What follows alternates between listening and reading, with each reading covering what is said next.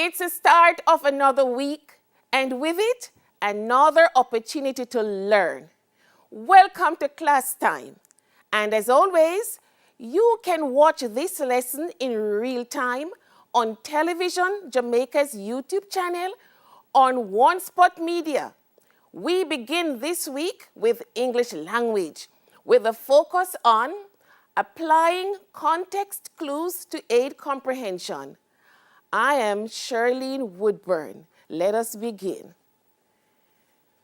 Yes, as we said, we are looking at applying context clues. And you know, it is very important that when you are reading, you get the most of your reading. And we are going to go into our lesson objectives. So our CSEC English A objectives are as follows. Students should be able to extract information from what is read or heard. You should be able to extract implied information. And you should be able to recognize the difference between denotative and connotative language. Before we go deep into our lesson, we want to set our minds on some things. Did you ever come across this? Have you ever had a chance to play this maybe on your phone or your tablet?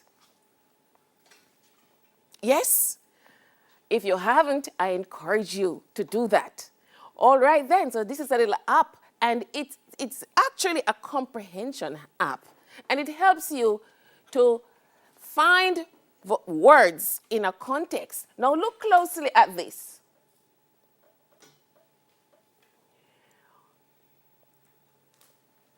What is the similar idea that you get from looking at each picture?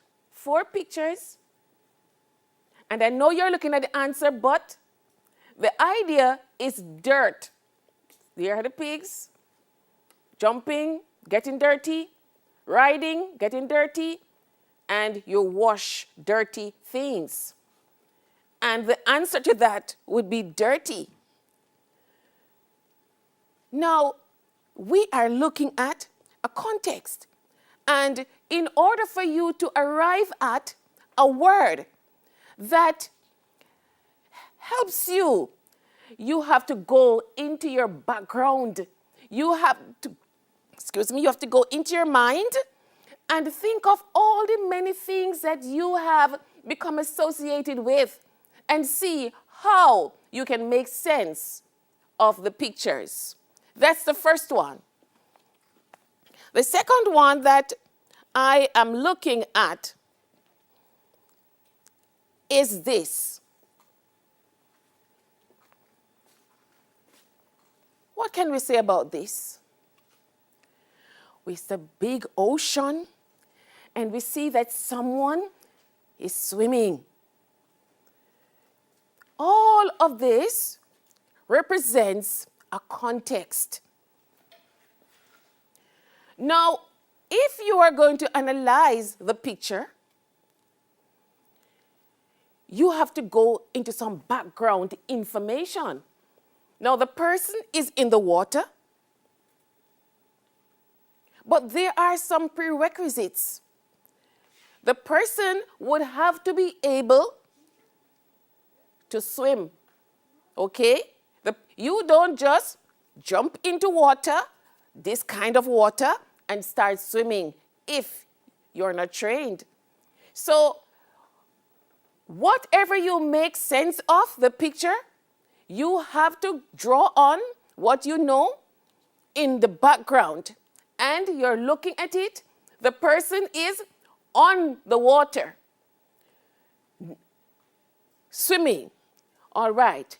Now, you are going to analyze the picture, and what you're going to say must have something to do with the surrounding atmosphere.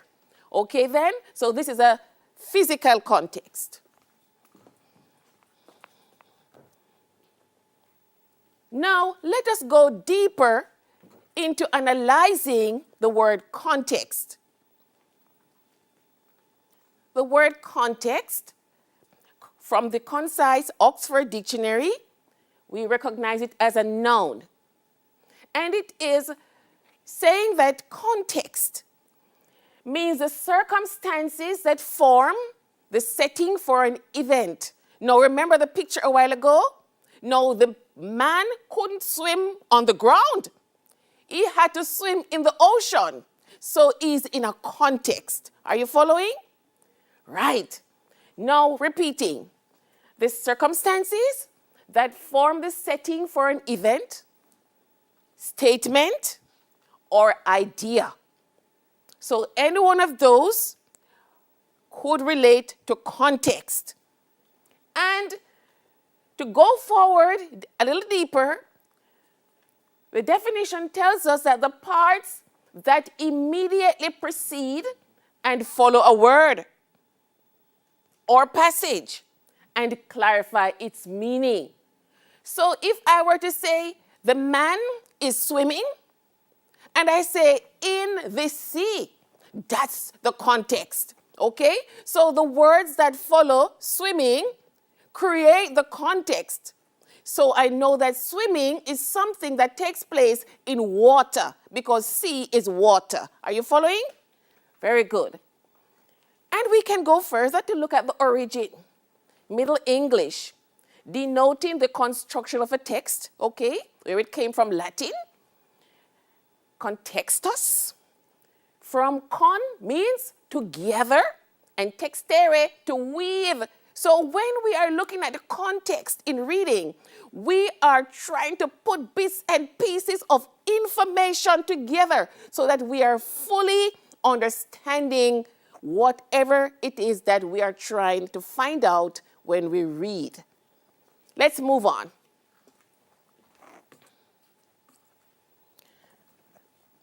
What is meant by comprehension? Back to our Oxford. Comprehension, again, a noun, name of something that happens in your mind. The ability to understand something. Again, the origin is coming from the British. Remember that we were under British examinations largely. So it used to be given this as a school exercise, answering questions on a set text. So remember, you're doing your comprehension test. Okay then? So we have a test that is called a comprehension test, but broader, I'm looking at what it means to say you're doing comprehension. Now you see this S-I-O-N? It is referring to a process. So you are thinking and reading and putting things together so that you can understand very clearly whatever it is that you are seeking to understand. So let us move on now. So let us go to the Oxford Online Dictionary now. Now you see I'm looking, the first dictionary was a print, it is Oxford Online. So I'm showing you that whenever you are learning, you can take out your smartphones, you can take out your tablets. If you do not have the print, you can go online. You can go online while the teacher is teaching. You can take out your smartphones and you can go and get your online versions and make sure you're understanding whatever it is that the person is saying or whatever it is that you're reading. So the Oxford Online, the Cambridge Online Dictionary says, the ability to understand completely. Completely. Comprehension is like digestion. Completely. You know, you eat a slice of bread and it is solid. But when you digest it, it becomes liquid. It is totally worn down by the enzymes in your mouth. So comprehension, when you go through the process and you really understand, you are able to convert the information into other useful facts. Be familiar with a situation, facts, and so on. Again, we are also learning that there's a test called comprehension, and I know that you know that. Okay, then, let's move on in our lesson. Now, I was speaking about reading, and very quickly, I'm not going to stay on this long, but I would like to tell you that we have levels of reading. Okay, then?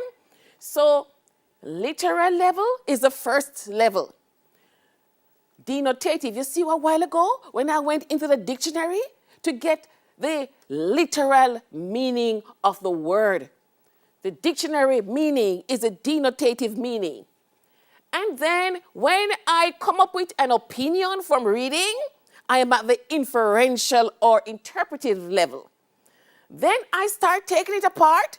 If I say, why is that man swimming in the sea at that time of day, and I start taking it apart, I become analytical.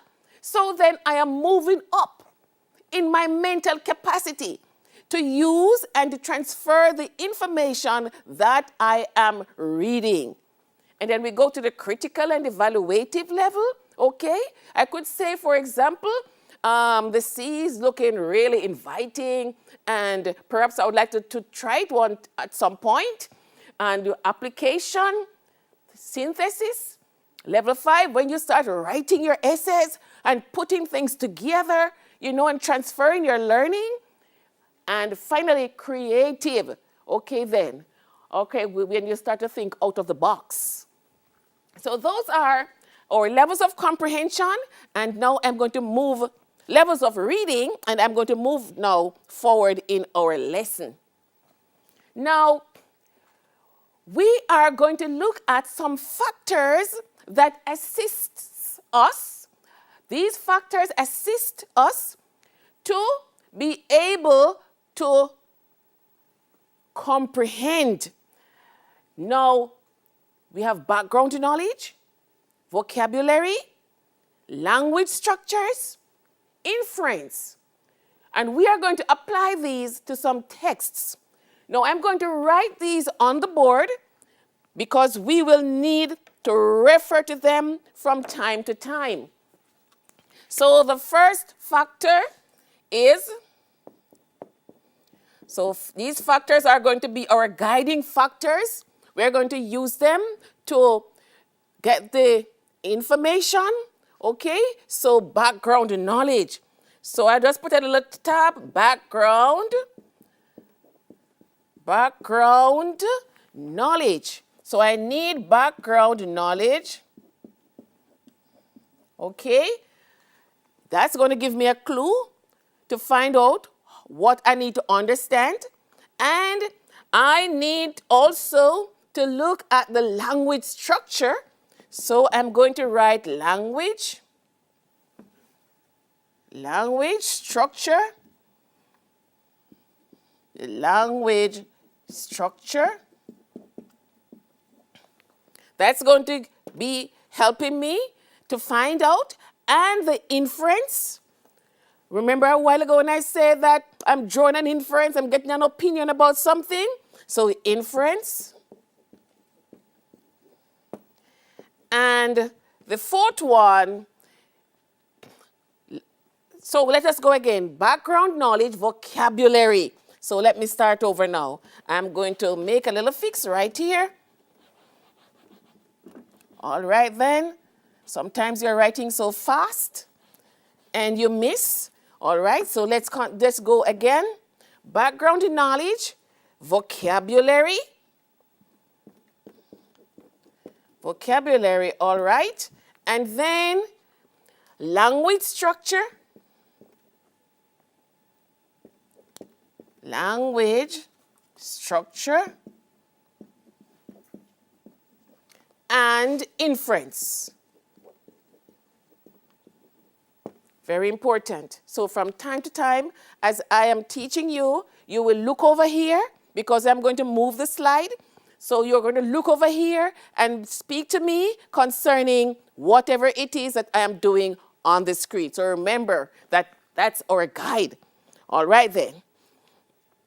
So we are going to start to apply these factors. These are going to give us our ideas. Use them as the cues. All right then. So the first item that we have is taken from South. Okay, South, one of our poems on our CSEC English B syllabus. South by Kamar Brathwaite. But today I recapture the island's bright beaches. Blue mist from the ocean rolling into the fishermen's houses. By these shores I was born. Sound of the sea came in at my window. Life heaved and breathed in me then with the strength of that turbulent soil.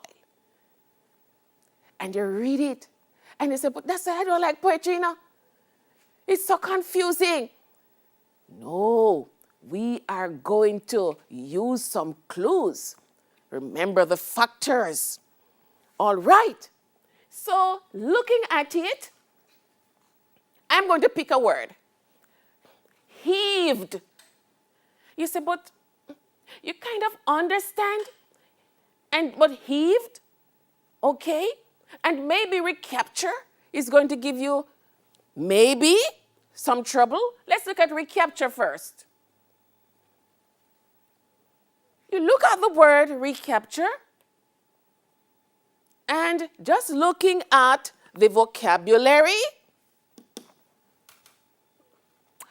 I see a prefix, recapture, you know. You recognize capture, and someone captures someone. It may be a thief gets captured. So you have an idea what capture means, to take into some kind of custody, you know. So you have an idea of capture, and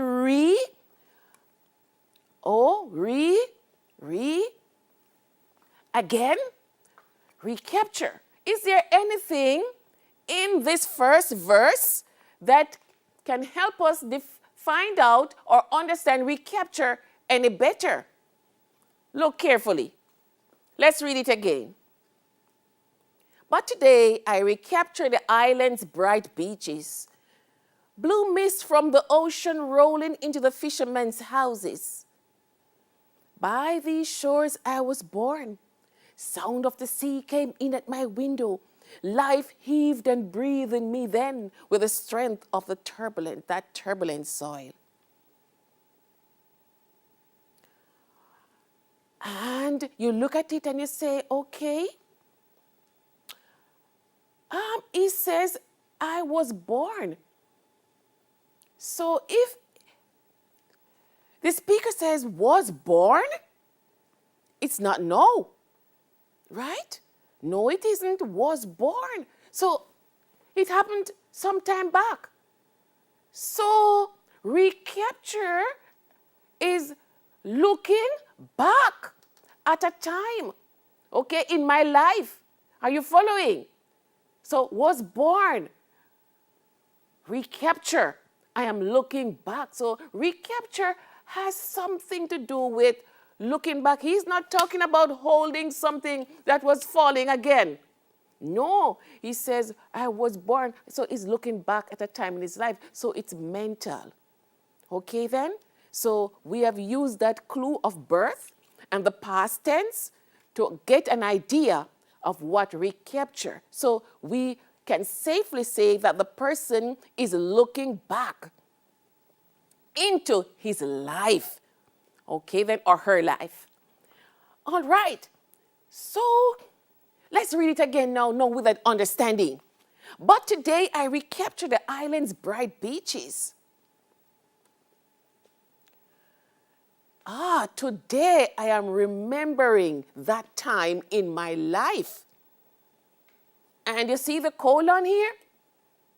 Okay, and what do we know about the colon? Whatever is coming after the colon, Okay, remember one of our definitions that we say that parts of the sentence helps to clarify the other? So after the colon, and we have the beaches here, blue mist from the ocean rolling into the fishermen's houses. So this is it. This is what I'm remembering, okay? And the colon is very critical because it is explaining or giving the information over here and telling us what recapture is really meaning. Let's continue. And now we come down here to heaved. And remember that we are looking at using background knowledge, vocabulary, language structure, and drawing inferences. Okay, so heaved. And you look at the word heaved, and you say, okay, looks like heavy, don't it? Yes, it's almost looking like heavy, H-E-A-V-Y. Okay, so heaved is also in the past tense, but I don't know what heaved mean. Is there anything that could give me an idea of the word heaved? And I'm looking carefully. Let's read on. Life heaved and breathed. Well, I know about breath, in and out, in me then, with the strength of the turbulent soil. So, turbulent. You know, when a storm is coming and you hear the weather and it says turbulent seas, okay. Oh, so heaved has something to do with disturbance. Okay, like the water rise up and down.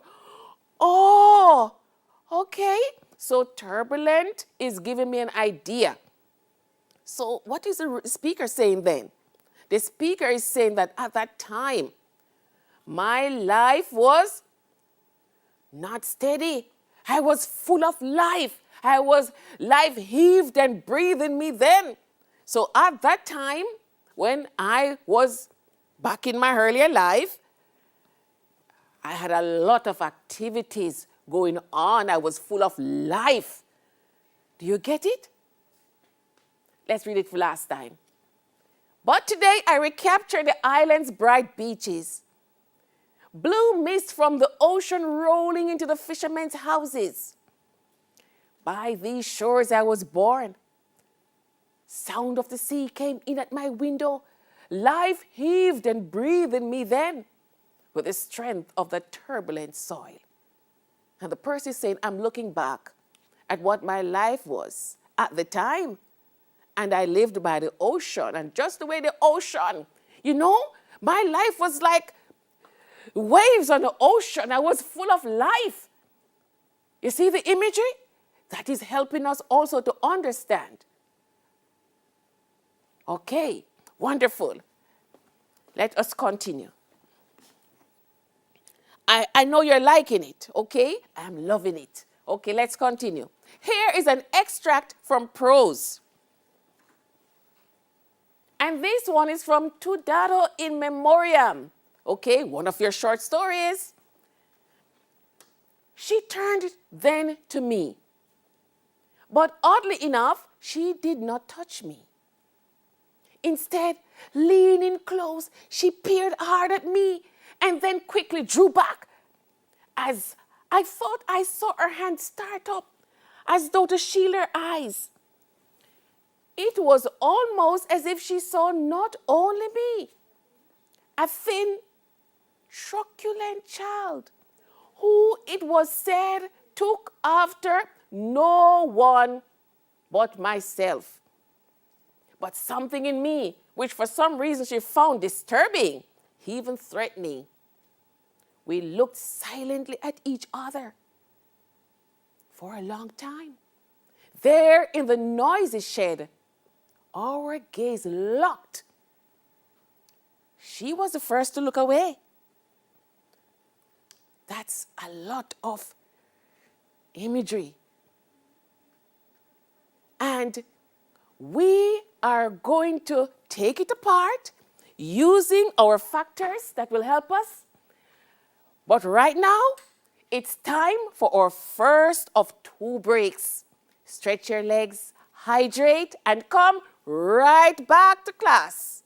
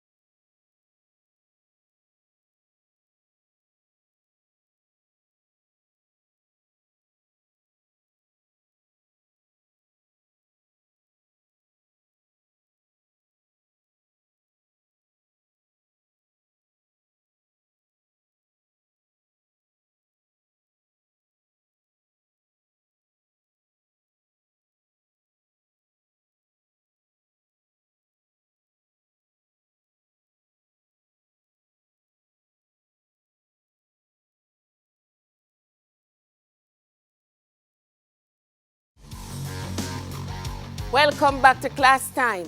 If you're just joining us, this is English language. And we've been exploring, applying context clues to aid comprehension. Now, context clues are not the only clues to comprehension, but they are very, very helpful, especially when you're reading something and you're in a test, for example, you're in an examination room and you really want to do well. You have to have something to help you. But if while you're studying now, use these because it means that you'll be learning better. You'll be learning faster and you'll be acquiring the skills that you need to continue.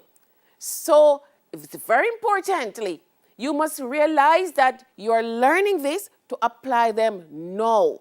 So the next time you read something, you may look at a poem, remember to use your background knowledge, look at the vocabulary, look at the language structure, and draw some inferences. All right, then let's get back to our extract that we were looking at. This one is a little part from Tudado in Memoriam by Paul Marshall, one of your short stories. And let me continue. She turned then to me, but oddly enough, she did not touch me. Instead, leaning close, she peered hard at me, then quickly drew back. You see, I am moving, I am processing. I'm using my background knowledge of peering. Already, I understand peering at something, drawing back. So I am using my background knowledge as I read. My background understanding of these ideas. I am putting it in, I am imagining. I am using my critical analysis to imagine the situation in the story. Back over here. Now, I thought I saw her hand start up as though to shield her eyes. It was almost as if she saw not only me, a thin, truculent child who it was said took after no one but myself. You ever hear that? In everyday talk? Somebody say, oh, will you favor? I say, I'm not favoring anybody, I favor myself. You ever heard that? I have heard it. Okay? But this person, it is said. So, the it. Now, let's look closely at the structure. I thought, that's the speaker, right? I saw her hand start up as though to shield her eyes. So, she, third person, not I. So right away, I am looking at the language structure. Okay, the pronoun I versus she. So already I am putting things into context. There are two people right here in this story. I and she.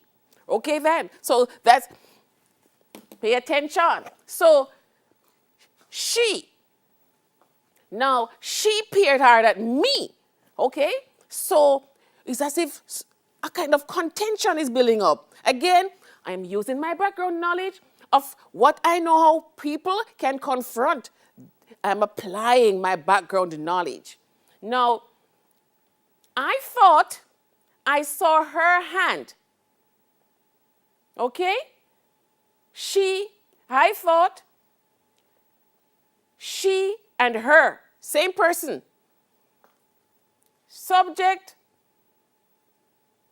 object. Okay, her hand start up as though to shield her eyes. It was almost as if she saw not only me, I am the object now. A thin, truculent, what's that? I know thin. Okay, thin, I could say, okay, opposite of fat is thin. All right then. So I'm applying my vocabulary. So I know the opposite of fat is thin. Okay, so that little girl really mager or something like that.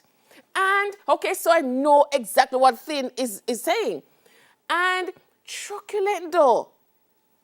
So I don't know what truculent means. So I'm going to continue reading to see if I can figure out what truculent means.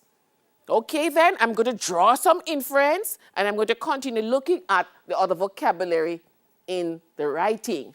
Back here now. Child who, so we know that this is a child, right? I, the speaker, is a child.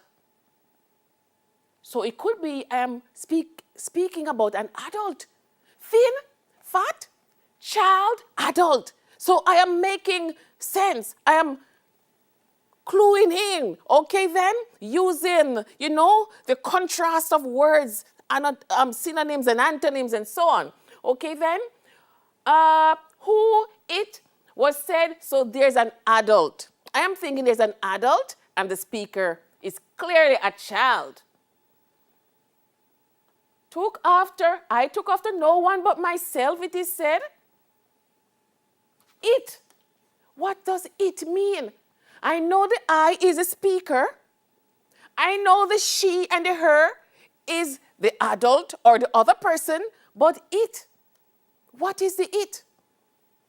And the child, this pronoun is referring to the speaker, the child.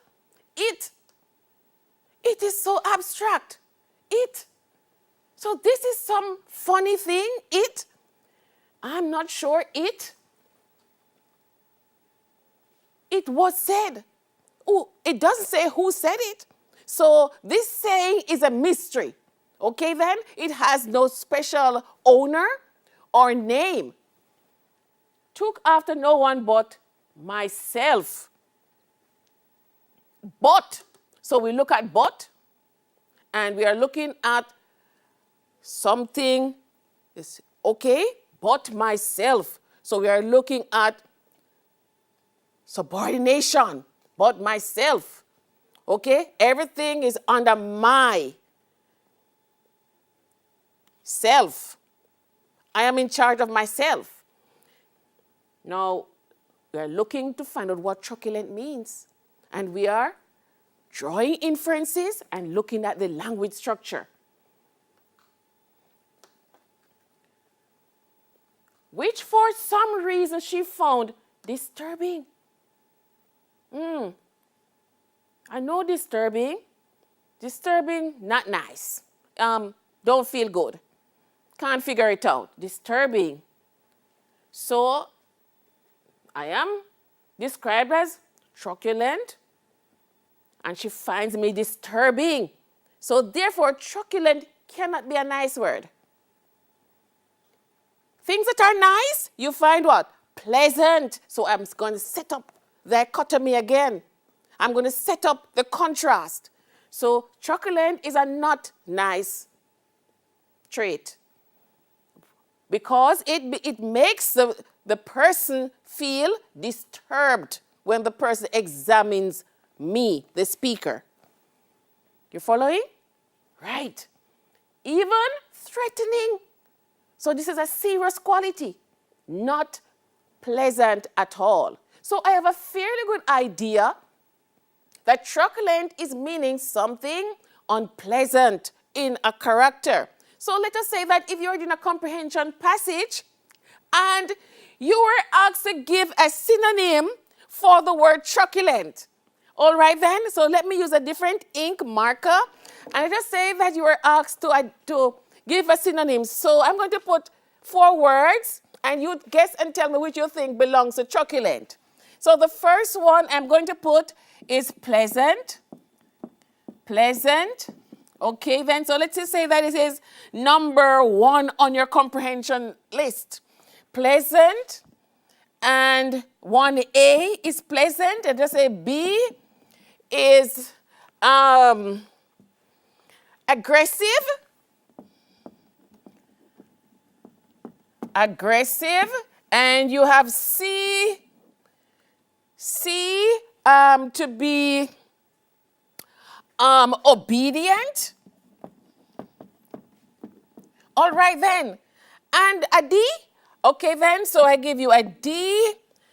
And D could mean indolent. So you know the word indolent? Indolent means lazy.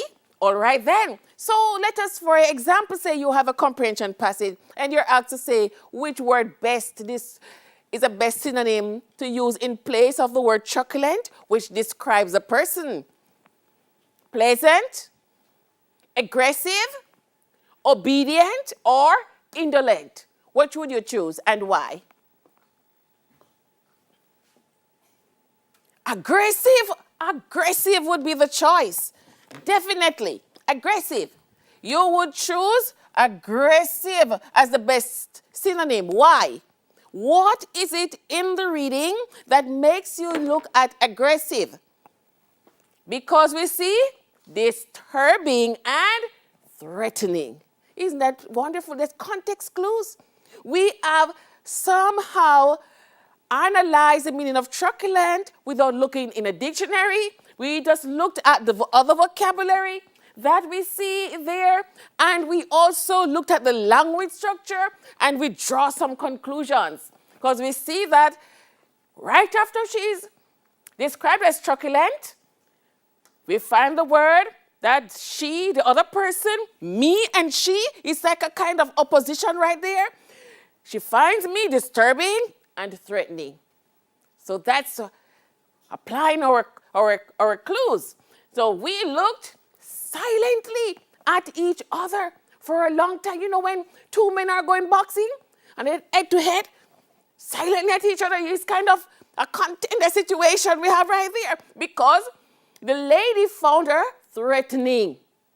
Okay then? So this is a very tense moment, a moment of possible conflict. You see how many things I get out of the one little passage? And silently at each other for a long time, there in the noisy shed. All the shed, the atmosphere in the shed is in agreement. The shed is noisy. Our gaze locked. What more you need? The little girl, because the child is confronting the adult. Our gaze locked. And here's the clincher now. She was the first to look away. That supports what we said here. We are right. You think a little girl can steer an adult out and the adult had to look away? That's no ordinary child. Okay then. So we have come up with a lot of inferences. You see how enjoyable that was? All right then. So we are going to do another one. From drama now. And this one is from Tijon and his brothers, okay? Your West Indian drama on the syllabus. The old man. The old man said, I feed the devil the third. Feed the devil the third. Power is knowledge. Knowledge is power. And the devil devours them on the hour. A lot of emotion, right? Okay, background knowledge. High emotion, right? Person is psyched up. So right away we are bringing, from our background, emotion. Somebody is really, hyped up. Feed the devil the third. So when we know the story of Tijon, the devil was out to get the three brothers. But look at this word, divorce. Divorce. How could you figure out a better understanding of the situation by divorce? Divorce? How would you find out the meaning of divorce? By just looking. Feed. Okay, feed. So we see something that is about having a meal. Okay, with the word feed. Feed the devil the third. Feed the devil the third. So power is knowledge, knowledge is power, and the devil devours them. So feeding and devouring are related. So devours them. So we know that divorce has something to do with eating. Okay?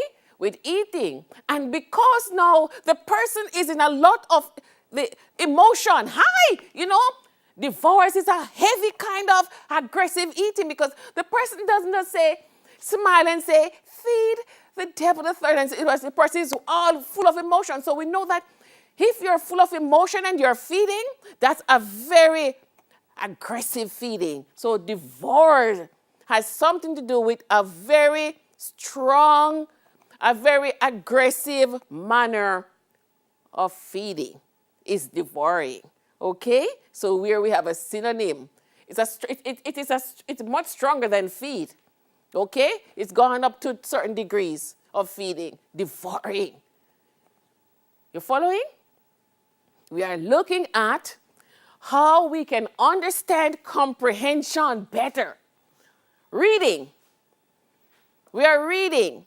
And if it is a comprehension passage, or how we can comprehend better, how can we read better and do much better in our reading? We are to use our background knowledge, study the vocabulary in the text we are reading, look at the language structure, and draw some inferences. You won't go wrong. Okay, reading will become much more enjoyable. Let us look at another one.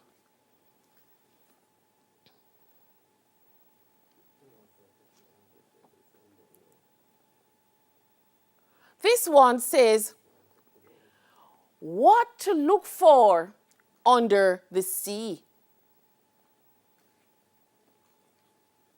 What to look for under the sea.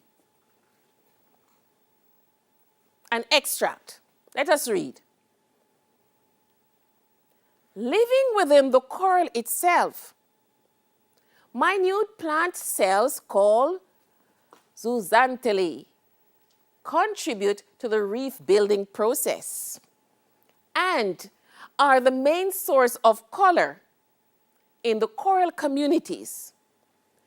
Since these microorganisms require light in order to live, hermatypic or reef building corals are found generally at water depths of less than 100 feet. In this bluish zone, only the diver, freed from the terrestrial world above by a self-contained air supply, can truly experience the wonders and intricate beauty of the reef environment. Now, this is a strong piece of writing, and there are lots of what could look as if it is complicated vocabulary inside of this writing. And we're going to take our time and look carefully at it. Firstly, look at the title, What to Look For Under the Sea. It's time for another quick break. When we return, we'll wrap things up. Be right back.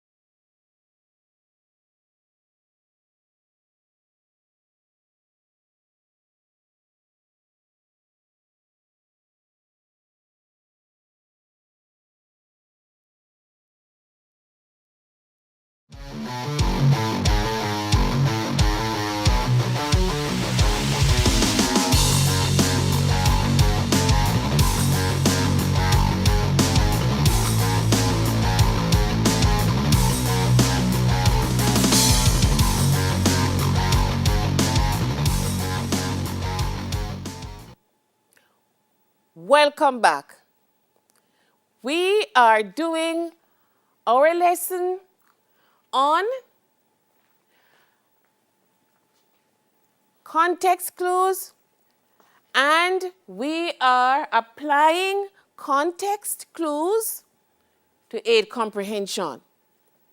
And there are 4 factors under consideration for this lesson. And we are going to do our last activity, and we are looking again at using background knowledge, vocabulary, language structure, and inference.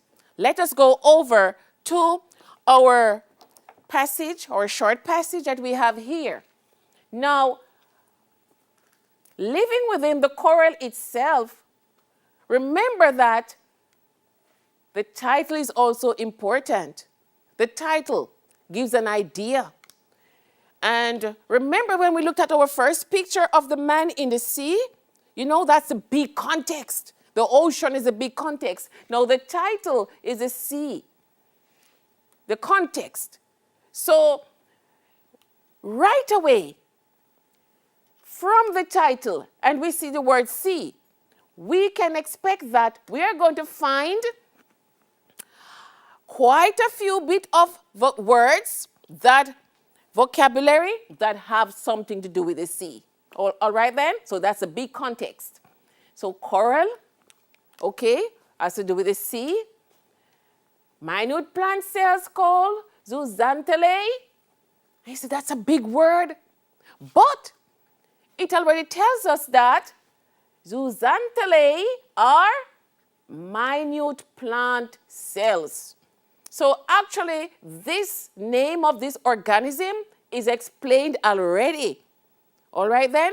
So you don't have to fret. It is telling you that these are minute plant cells.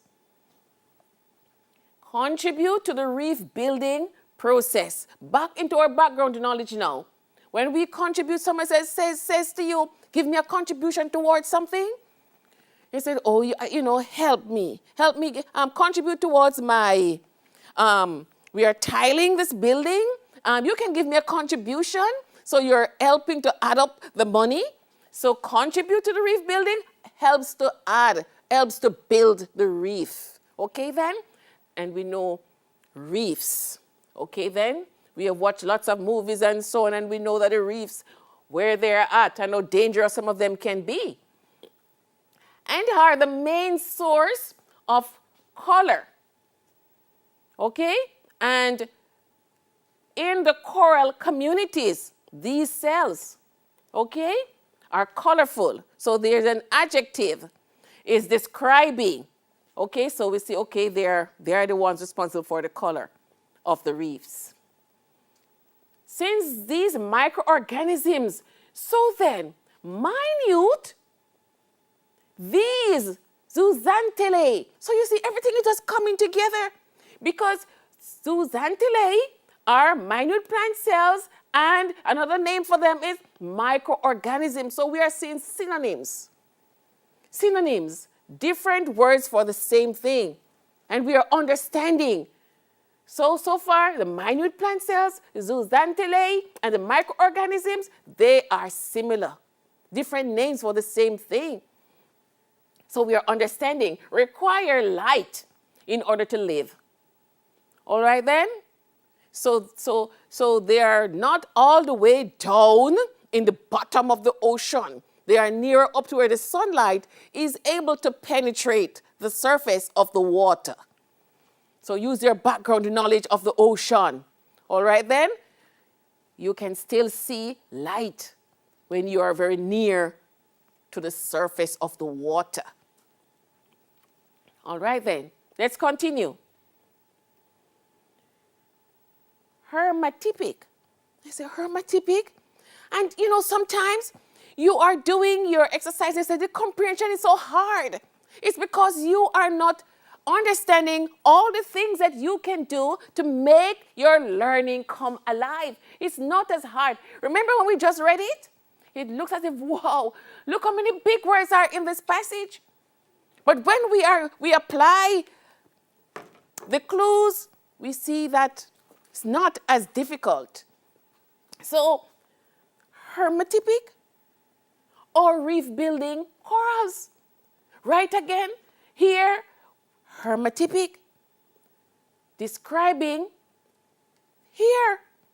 So another description for hermatypic would be reef building, because or, see the word or? And we're looking at the language structure. Okay then? Or, the conjunction. So another name. So it says or. If you do not want to call it hermatypic, you can just say reef building. All right then? So, or. Corals are found generally at water depths of less than 100 feet. Remember that they need light in order to live. So if you go below 100 feet, remember we have life, live, and die. So here again we could have a dichotomy. So then, opposite of life is death. So you can begin to draw an inference that any hermatypic or reef building coral below 100 feet would be what? Dead. It doesn't say that. But we are using our knowledge of language structure and vocabulary and making an inference. Okay then. All right. Let's continue quickly now. In this bluish zone, only the diver freed from the terrestrial.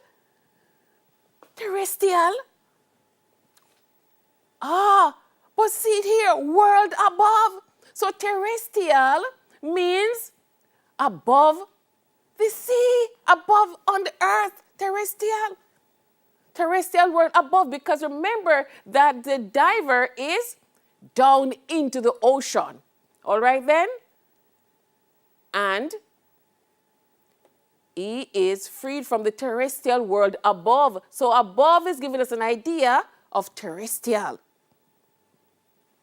All right then. So our final sentence, okay, by a self-contained air supply can truly experience the wonders and intricate beauty of the reef environment.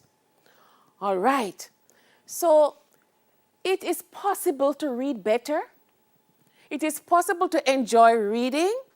And the more you read, the more words you learn. But if you are ever reading a comprehension passage or anything and you find yourself into trouble, remember to apply the factors that can help you to get a lot more out of it.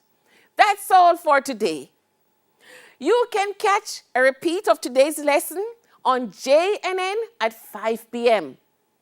And remember, the School Time channel, 24-hour learning on One Spot Media. Join us tomorrow for more class time. Until then, keep safe.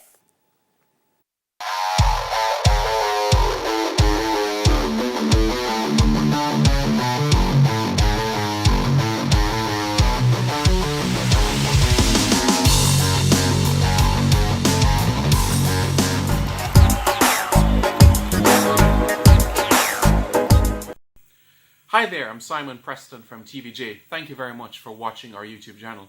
To see our latest videos and also to see live events, click here. To see our full videos on onespotmedia.com, click here. Thank you very much for watching.